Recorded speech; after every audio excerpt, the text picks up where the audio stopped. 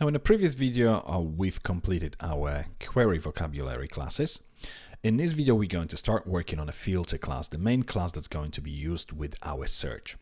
Now, before we do this, however, I would like to do one thing. As you may remember in the previous one of the previous videos, when we created this pivot exists class, we've used this field name to wrap the name of the field and obviously convert it to the right format. Now, I would like to use the same class and method on any other arguments that are coming through as fields. As you can see, we have this select field and where field, which is then passed to the parent constructor, which is our pivot class. So let's go back to this pivot class, which you can obviously find within the app database statement. Then we have this subquery, and then we have pivot, and obviously pivot class is here. Okay, so select field and where field could also be wrapped with this method, and same for the where field, so that if we need to pass say table name as well together with the field name, we can do this. Now let's import this field class. Just make sure that we obviously use this use statement app database statement field. So that's our pivot class, and this field done. If we close this file, we can close this pivot exists as well. Then the next one would be our query class as well, which contains the first argument as field. We can wrap it with this method as well. Let's import this field class. There we go. So that's added to the top here. So now we are a little bit more consistent with any arguments that represent fields within a table. Now, one other thing, now because we've used this field name method, we obviously need to make sure that we remove these backticks from the statement here within this pivot class for the select field as well as for the where field, because these backticks will be automatically added when we wrap these arguments with this field name method. And the same goes for the pivot exists class. When we have this end select field, we also need to remove these backticks. So now we can save and close everything. So now it's time to start writing our main filter class, which is going to be located under the app database directory. So new PHP class called filter. And this is going to be class of its own. It's not going to extend anything. We're going to start with a number of properties: private queries, which is going to be of an array type. Then we are going to have private alter concat, which is going to be an instance of the concat contract. Then we're going to have private inner concat, also instance of the concat contract. So auto concat is going to be concatenator keyword for the outside of the statement, of the given statement. Then inner concatenator is going to be used within the statement, the given statement. And I'm just going to create a few new lines to shift it up a little bit. Then we're going to have private statements property, which is going to be of an array type as well. And last property is going to be private values, also array. Okay, then we go for the constructor. Let me just generate new constructor, and it's going to take queries, then alter and inner concatenator. And I'm going to put it all on new lines here. So there we go. This is what we get in here. And concatenators by default will be null. We set them to null. So let's update our doc blocks.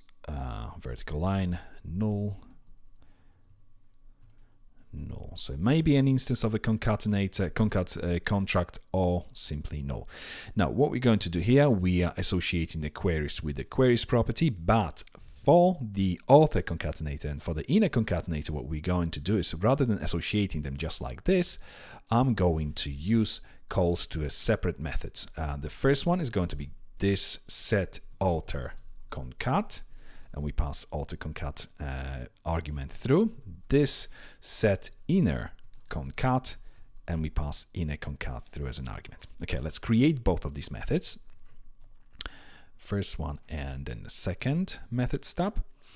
Okay, this one, maybe let's type hinted as well. Concat contract. By default, null, and the same goes for the second one. I'm just going to actually copy and paste it here. By default, null as well. Okay, for the author concat, what we're going to do is this author concat equals, rather than having this actually author concat, let's just call it concat for both of these arguments. It's going to be a little bit easier. Okay, concat, if it exists, if it's not null, in other words, use it. Otherwise, so question mark, colon straight away, new concat end is going to be the default one, the default class that we want to use. So the instance of the concat end. If we open this class, you may remember we've created this in the previous videos. This is what's inside of it. So it's end and then statement when it's concatenating with the existing statement. If it's starting right after the where clause, it's going to be just the statement that we're passing through as an argument. Okay, so that's the default one for the author concatenator. And then for the inner concatenator, so this inner concat equals, again, concat if it's not null, otherwise new concat end as well. So both of these will be end, concatenating with end keyword. Okay, let's add some dog blocks here. Let's say set author concatenator, and for the set inner concatenator, we're going to say set inner concatenator. Okay, so these two methods are now done. Obviously, our constructor is now completed. Let's create the next method, which will filter our queries. So we're going to start with public function filter, and then it takes value.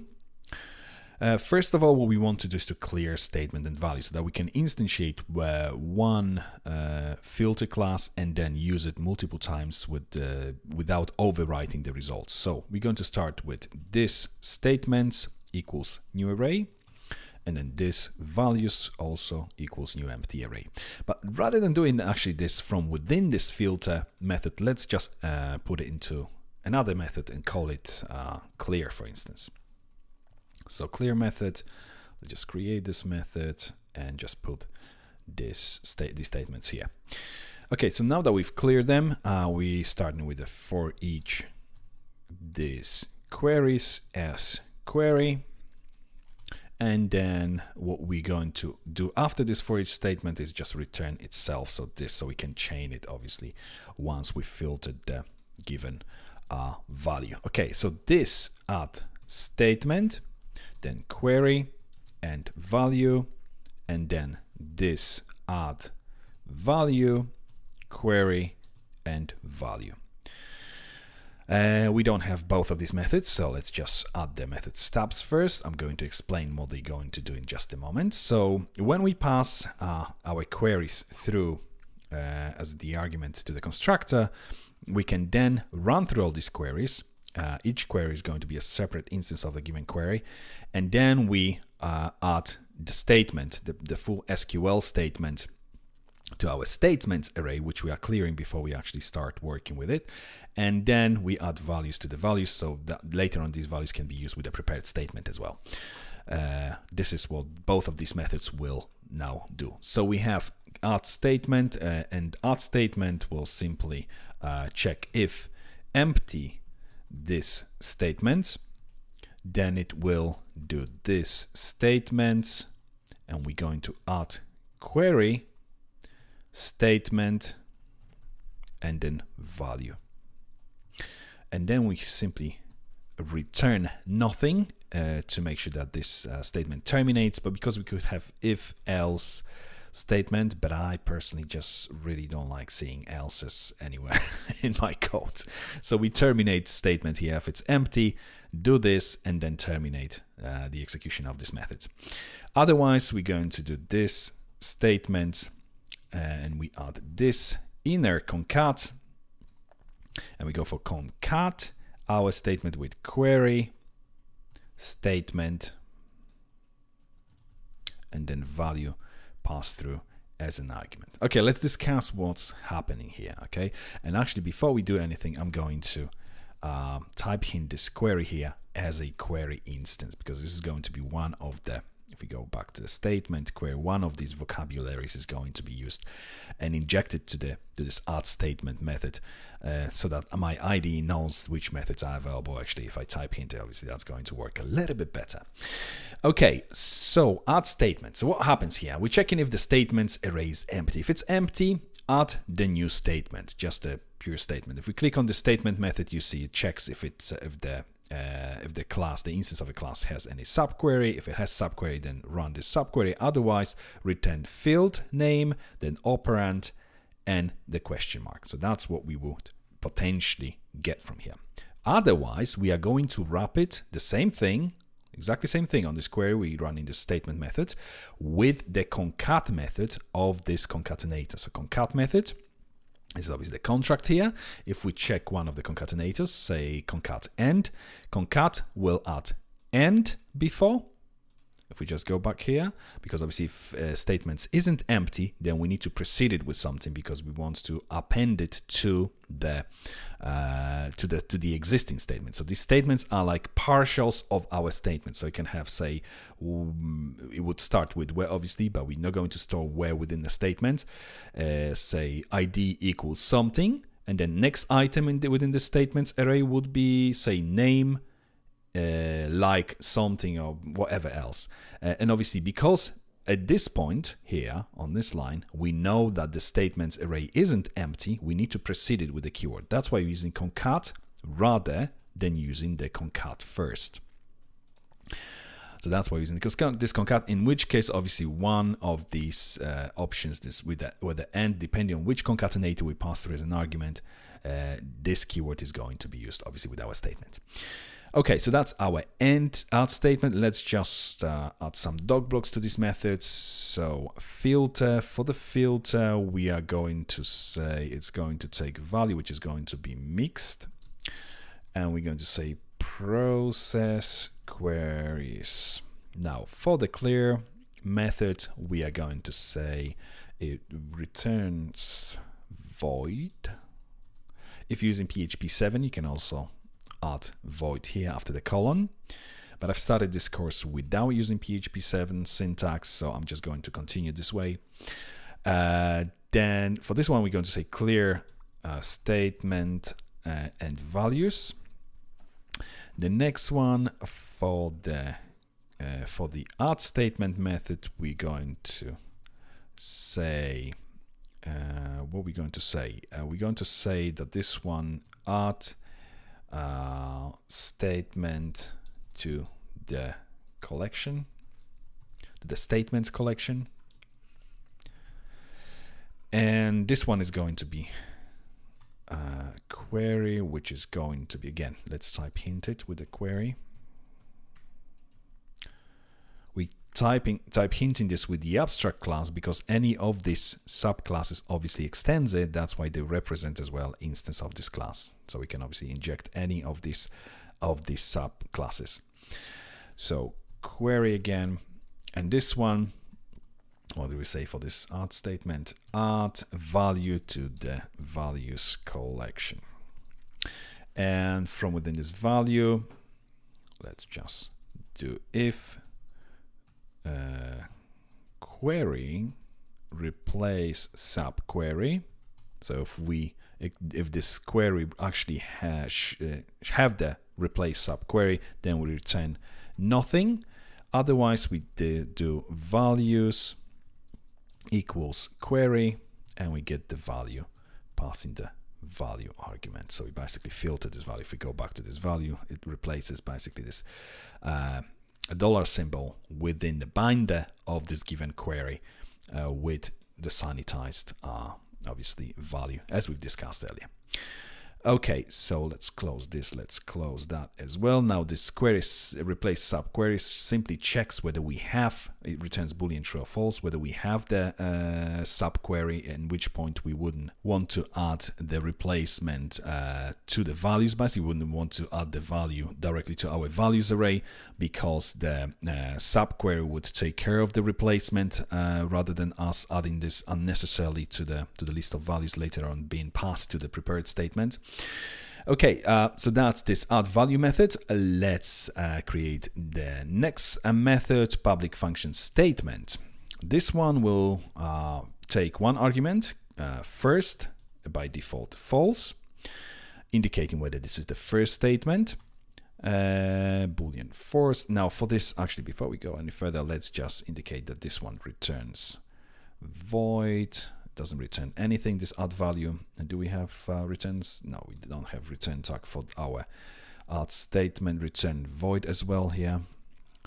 Okay, and going back to our statement, now what we're going to do here? Well, first we're going to create a statement variable, and this one will implode all our statements with this space. So this statements. So let's say in the statements array we have something like this. Let's say ID equals 1, for instance. Well, ID equals question mark. In this case, it would be. Then we have, say, name like, say, something like this, and whatever. Then obviously this implode will turn, basically convert all this to a string. And because we're using the space as a concatenator, this is what we would get eventually, basically. So first item in array concatenated with a space, then second item in array, and so on. Okay, so our statement, now we check if it's the first statement, then we return this alter concat, and now concat first method. And we're passing the statement through as an argument. This is for the author concatenator, obviously, because we are concatenating later on. The result of the statement is going to be concatenated with the rest of the SQL statement. If it's the first one, otherwise we return this author concatenator concat method and then statement through as an argument as well. Let's update our doc block, and I'll explain just a moment what happens here. Get concatenated statement. So what happens here, basically, going back to those concatenators, if we have a look at one of the implementations, and for instance, as you may remember, concat will add the keyword before, and then if it's the first, then we don't need the keyword before. This is because obviously if we have something like where, and if it's the first item, we don't need to add where and. We only put our statement, say where ID, for instance, equals question mark. If it's not the first one, then we want to use this concat method, because we know that we have already, let's say, this ID equals, and then we're adding to this statement, at which point we would use AND keyword. And this is where we're using this concat method instead. Okay, going back, our statement, the last thing that we want to, the last method of this class is going to be called values, just a getter to get values associated with our values property. So public function values, and it returns these values. Okay, let's add some doc blocks here as well. Returns array and get values. And let's remove all these redundant lines here. And that's it for this video. In the next one, we are going to start writing tests for our filter component, which is where you will actually see all these query and subquery classes in action.